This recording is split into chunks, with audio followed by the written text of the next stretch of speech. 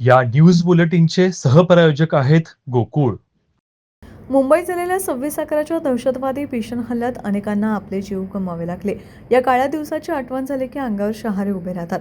यावेळी झालेल्या अतिरेक्यांच्या दहशतवादी हल्ल्यात शहीद झालेल्या पोलीस अधिकारी, जवान आणि नागरिकांना आदरांजली वाहण्यासाठी कोडोली पोलीस ठाण्याच्या वतीने रक्तदान शिबिराने आरोग्य तपासणी शिबिर आयोजित करून अनोख्या पद्धतीने शहीदांना आदरांजली वाहण्यात आली.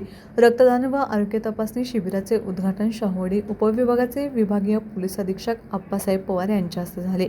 यावेळी संविधान दिनाचे औचित्य साधून संविधानाचे शिल्पकार बाबासाहेब आंबेडकर यांच्या प्रतिमेचे पूजन करून अभिवादन करण्यात आले. कोडोली पोलीस ठाण्याचे सहाय्यक पोलीस निरीक्षक कैलास कोडक यांच्या मार्गदर्शनाखाली पोलीस अधिकारी, कर्मचारी, पोलीस पाटील आणि ग्रामस्थ यांच्या सहभागातून यशवंत धर्मार्थ रुग्णालय आणि यशवंत चॅरिटेबल ट्रस्ट यांच्या सहकार्याने घेतलेल्या रक्तदान शिबिरात 40 रक्तदात्यांनी रक्तदान करत शहीदांप्रती असलेली आस्था प्रकट केली.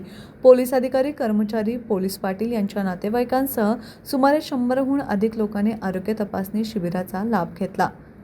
टीव्ही नेक्स्ट मराठीसाठी वारणा नगरहून बाबासाहेब कावळे.